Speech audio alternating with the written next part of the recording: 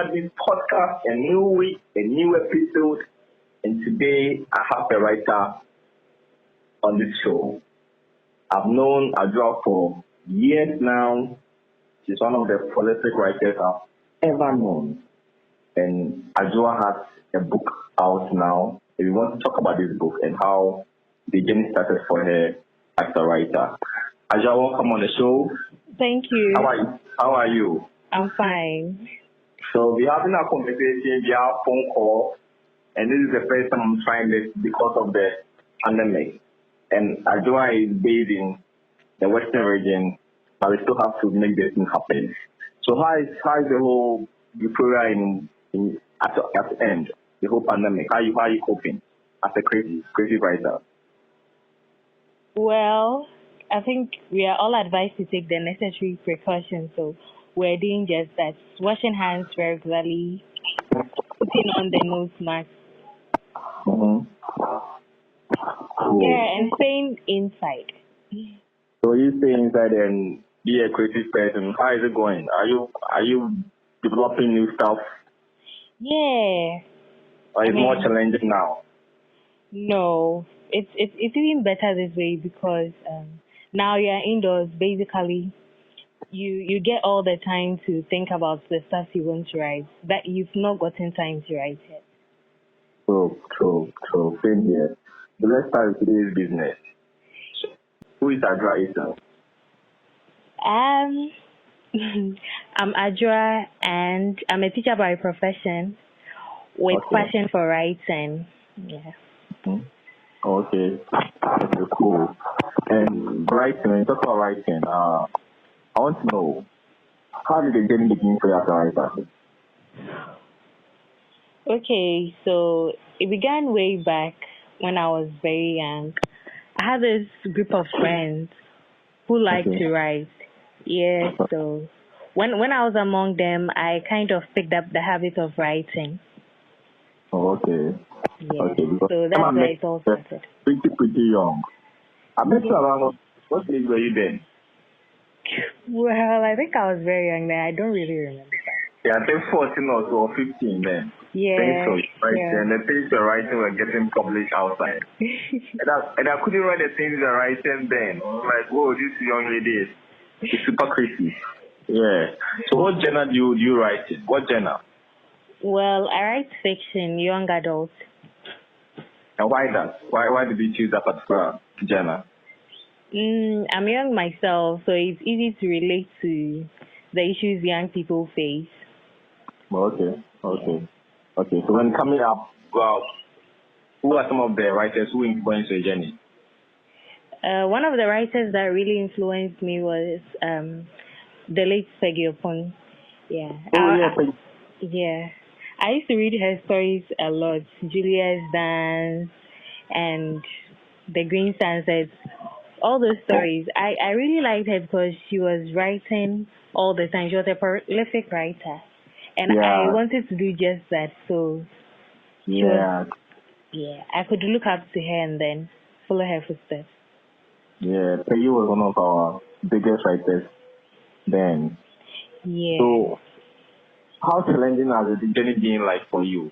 How challenging as a writer?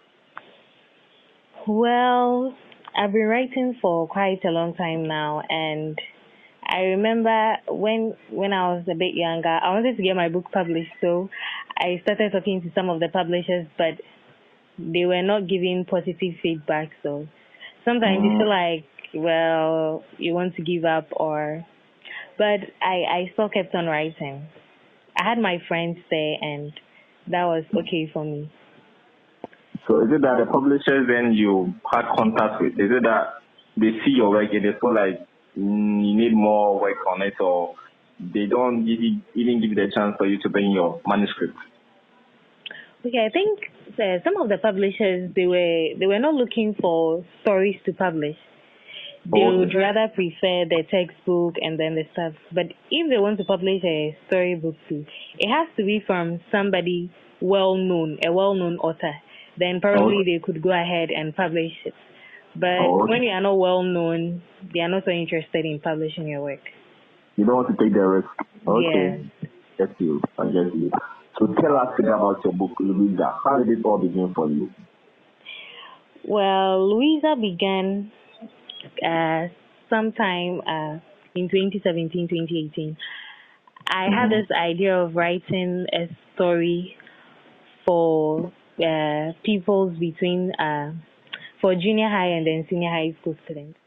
So I wrote a story, and then I talked to a friend about getting it published, and my friend encouraged me to go ahead with it. So that's how it all started.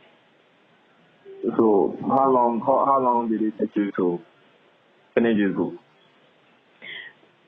I think within a month. Within a month. Yeah. Okay. Wow, within a month you finish everything. Yes. Usually when I'm writing, I just need to get the idea, and that's all. When I start writing, I just write and write. Yeah. So what's the synopsis about this Louisa book?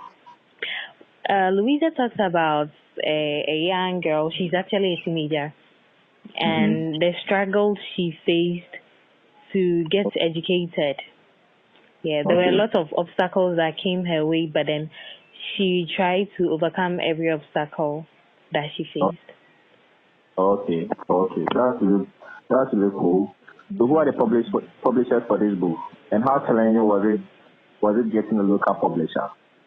The publishers are Dark Publi, and I read a post from one of their writers, if I should say. Yeah, he made a Facebook post on getting young writers published. Okay. So when I had my story, I decided to approach them. But, there are some people, even though they post all these nice stuff on Facebook, you send your work and you realize it's not as easy as it seemed to be. But that probably was different. I sent the story and they were really interested in publishing. So. Wow. Yes. Wow. So tell us how it felt having your book in your hand and the reception you received from people who bought the book. How was it like? Well, I think I don't know the right words to describe, but I was very, very happy, very, very happy. And even if I think of it now, I'm still happy. Yeah, true. I know that feeling. It's really good that an idea turns into something great like that in your hand. And the reception, people who have gotten a chance to read the book, how was it like? Did you get feedback from people? Yes, people really enjoyed reading the story. They were much in love with the protagonist. That's Louisa. Told me that's one feedback that you were like, wow. Then I really put in effort in this book. Who said that thing to you? Who was that person?